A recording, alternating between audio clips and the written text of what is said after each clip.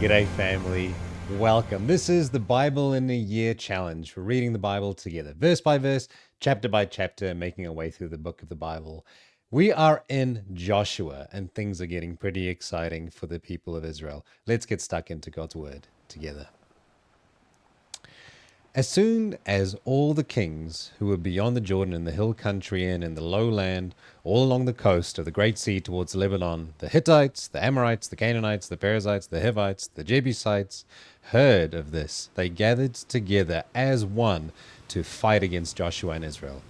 But when the inhabitants of Gibeon heard that what Joshua had done to Jericho and to Ai, they, on their part, acted with cunning and went and made ready provisions and took worn out sacks for their donkeys and wineskins worn out and torn and mended with worn out patched sandals on their feet and worn out clothes.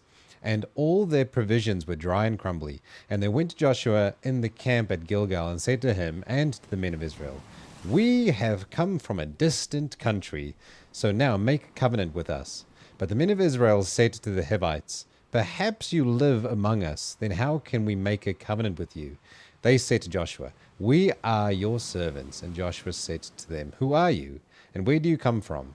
And they said to him, "From a very distant country your servants have come, because of the name of the Lord your God. For we have heard a report of him, and all that he did in Egypt, and all that he did to the two kings of the Amorites who were beyond the Jordan, to Sihon the king of Heshbon, and to Og the king of Bashan, who lived in Ashtaroth." So our elders and all our inhabitants of our country said to us, "Take provisions in your hand for the journey, and go to meet them, and say to them, 'We are your servants. Come now, make a covenant with us. Here is our bread. It was still warm when we took it from our houses as our food for the journey on the day we set out to come to you. But now, behold, it is dry and crumbly. These wineskins were new when we filled them, and behold, they have burst. And these garments and sandals of ours are worn out from the very long journey." And so the men took some of their provisions, but did not ask counsel from the Lord. And Joshua made peace with them, and made a covenant with them to let them live. And the leaders of the congregation swore to them. At the end of the 3 days, after they had made a covenant with them, they heard that they were their neighbors, and that they lived among them. And the people of Israel set out and reached their cities on the 3rd day. Now their cities were Gibeon, Shiphrah, Beeroth, and Kiriath Jearim. But the people of Israel did not attack them, because the leaders of the congregation had sworn to them by the Lord, the God of Israel. Then all the congregation murmured against the leaders. But all the leaders said to all the congregation, "We have sworn to them by the Lord, the God of Israel, and now we may not touch them. This we will do to them. Let them live, lest wrath be upon us, because of the oath that we swore to them." And the leader said to them, "Let them live." So they became cutters of wood and drawers of water for all the congregation, just as the leaders had said of them. Joshua summoned them, and he said to them, "Why did you deceive us, saying, 'We are very far from you,' when you dwell among us? Now, therefore, you are cursed, and some of you shall never be anything but servants, cutters of wood, and drawers of water for the house of my God." And they answered Joshua, "Because it was told to your servants for a certainty that the Lord your God has commanded his servant Moses to give you all the land and to destroy all the inhabitants of the land from before you. So we feared greatly for our lives because of you when we did this thing. And now, behold, we are in your hand. Whatever seems good and right in your sight to do to us, do it." So he did this to them, and delivered them out of the hand of the people of Israel, and they did not kill them. But Joshua made them that day cutters of wood and drawers of water for the congregation and for the altar of the Lord, to this day, in the place that he should choose.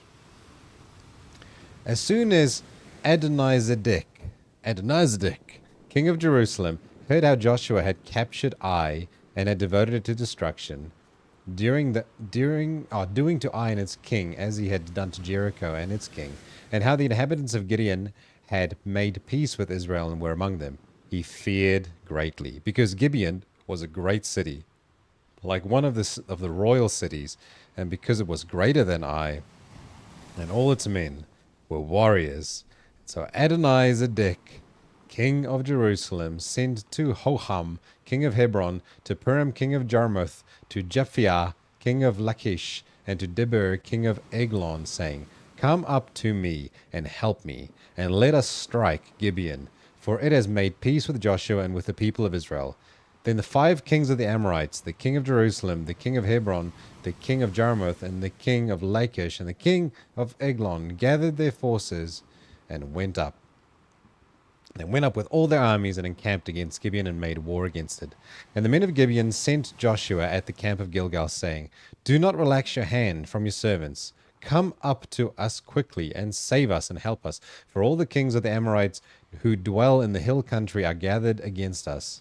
And so Joshua went Joshua went up from Gilgal, he and all the people of war with him, and all the mighty men of valor. And the Lord said to Joshua, Do not fear them, for I have given them into your hand. Not a man of them shall stand before you. And so Joshua came upon them suddenly, having marched up all night from Gilgal. And the Lord threw them into a panic before Israel, who struck them with a great blow at Gibeon, and chased them by the way of the ascent of Beth Horon, and struck them as far as Azekah and Makkedah. And as they fled before Israel, while they were going down the ascent of Beth Horon, the Lord threw down large stones from heaven on them as far as Azekah, and they died. There were more who died because of the hailstones than the sons of Israel killed with the sword. At that time Joshua spoke to the Lord in the day when the Lord gave the Amorites over to the sons of Israel, and he said in the sight of Israel, Sun stand still at Gibeon, and moon in the valley of Ajalon.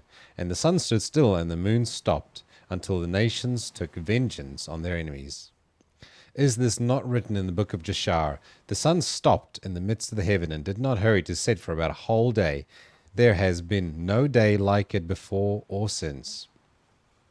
When the Lord heeded the voice of a man, for the Lord fought for Israel. So Joshua returned, and all Israel with him, to the camp at Gilgal.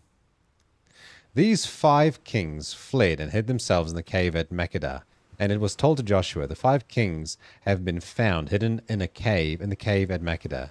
And Joshua said, Roll large stones against the mouth of the cave, and set men by it to guard them, but do not stay there yourselves. Pursue your enemies, attack their rear guard, and do not let them enter their cities, for the Lord your God has given them into your hand. When Joshua, the sons of Israel, had finished striking them with a great blow until they were wiped out, and when the remnant that remained of them had entered into the fortified cities, then all the people returned safe to Joshua in the camp at Makkedah. Not a man moved his tongue against any of the people of Israel. And then Joshua said, Open the mouth of the cave, and bring those 5 kings out to me from the cave. And they did so, and brought those 5 kings out to him from the cave, and the king of Jerusalem, the king of Hebron, the king of Jarmuth, the king of Lachish, and the king of Eglon. And when they brought those kings out, Joshua summoned all the men of Israel, and said to the chiefs of the men of war who had gone with him, Come near, put your feet on the necks of these kings. Then they came near and put their feet on their necks. And Joshua said to them, Do not be afraid or dismayed. Be strong and courageous, for thus the Lord will do to all your enemies against whom you fight. And afterwards Joshua struck them and put them to death, and he hanged them on 5 trees. And they hung on the trees until evening. But at the time of the going down of the sun, Joshua commanded, and they took them down from the trees and threw them into the cave where they had hidden themselves. And they set large stones against the mouth of the cave, which remain to this very day. As for Makkedah, Joshua captured it on the day he struck it and its king with the edge of the sword, and he devoted to destruction every person in it. He left none remaining. And he did to the king of Makkedah just as he had done to the king of Jericho. Then Joshua and all Israel with him passed on from Makkedah to Libnah, and fought against Libnah. And the Lord gave it also as its king into the hand of Israel. And he struck it with the edge of the sword, and every person in it. He left none remaining in it. And he did to its king as he had done to the king of Jericho. And then Joshua and all Israel with him passed on from Libnah to Lachish, and laid siege to it, and fought against it. And the Lord gave Lachish into the hand of Israel, and he captured it on the second day and struck it with the edge of the sword, and every person in it, as he had done in Libnah. Then Horam, king of Gezer, came up to help Lachish, and Joshua struck him and his people until he left none remaining. Then Joshua and all of Israel with him passed on from Lachish to Eglon, and they laid siege to it and fought against it, and they captured it on that day and struck it with the edge of the sword, and he devoted every person in it to destruction that day, as he had done to Lachish. Then Joshua and all of Israel with him went up from Eglon to Hebron. And they fought against it and captured it and struck it with the edge of the sword and its king and its towns and every person in it. And he left none remaining, as he had done to Eglon, and devoted it to destruction and every person in it. Then Joshua and all Israel with him turned back to Debir and fought against it, and he captured it with its king and all its towns, and they struck them with the edge of the sword and devoted to destruction every person in it. He left none remaining, just as he had done to Hebron and to Libnah and its king.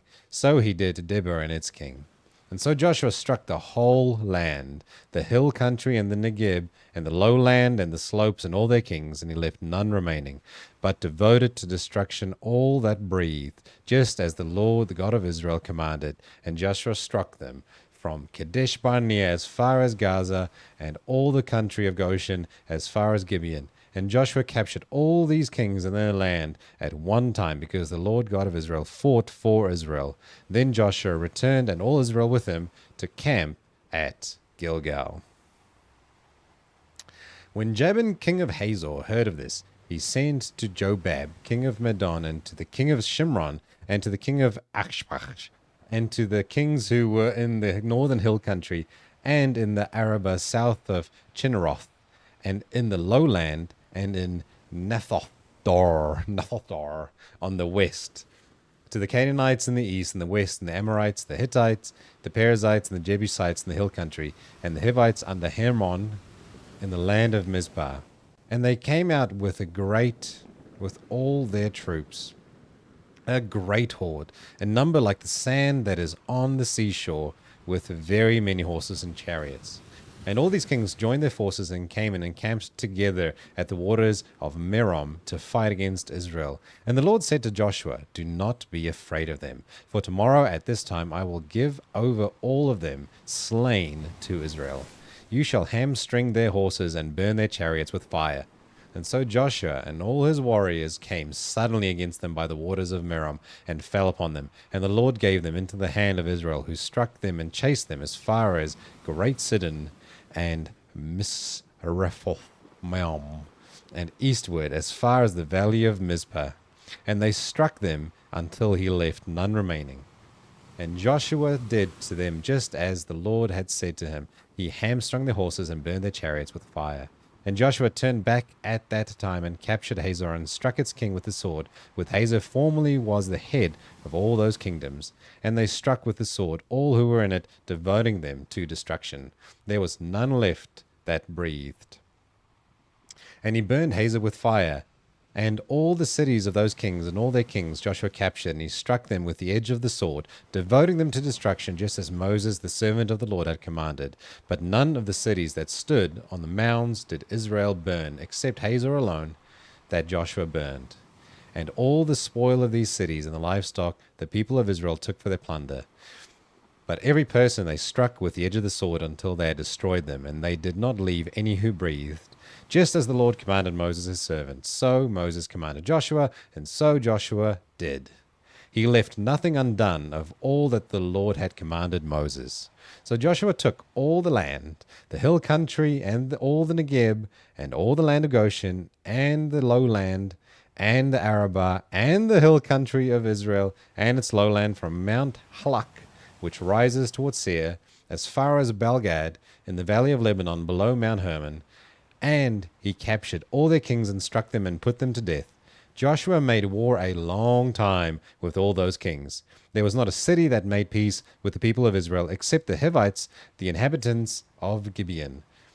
They took them all in battle. For it was the Lord's doing, to harden the hearts that they should come against Israel in battle, in order that they should be devoted to destruction, and should receive no mercy, but be destroyed, just as the Lord commanded Moses.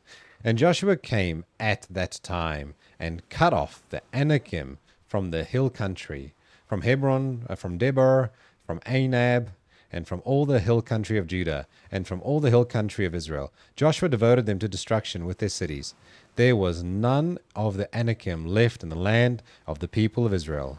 Only in Gaza, in Gath, and in Ashdod did some remain. And so Joshua took the whole land, and according to all that the Lord had spoken to Moses, and Joshua gave it for an inheritance to Israel according to the tribal allotment, and the land had rest from war. Now, these are the kings of the land whom the people of Israel defeated and took possession of their land, beyond the Jordan towards the sunrise, from the valley of Arnon to Mount Hermon, with all the Arabah eastward. And then it lists a whole bunch of kings and the areas that was dominated, that was taken over by the Israelites. Moses, the servant of the Lord, and the people of Israel defeated them. And Moses, the servant of the Lord, gave their land for a possession to the Reubenites and the Gadites and the half-tribe of Manasseh. And these are the kings of the land whom Joshua and the people of Israel defeated on the west side of the Jordan, from Baal-Gadad in the valley of Lebanon to Mount Halak that rises towards Seir. And then again it outlines another geographical area that Joshua conquered, and all the kings and all the cities and all the areas that he conquered as well. That's pretty epic. All right, we'll read together Psalm 67 as well. May God be gracious to us and bless us, and make his face shine upon us, that your way may be known on earth, your saving power among all nations. Let the people praise you, O God. Let all the peoples praise you. Let the nations be glad and sing for joy, for you judge the peoples with equity and guide the nations upon earth. Let the peoples praise you, O God. Let all the peoples praise you. The earth has yielded its increase. God, our God, shall bless us. God shall bless us. Let all the ends of the earth fear him. Well, thanks for joining me. Thanks for reading the Bible together. We'll read again, back again, Joshua, tomorrow. Until then, have a blessed day.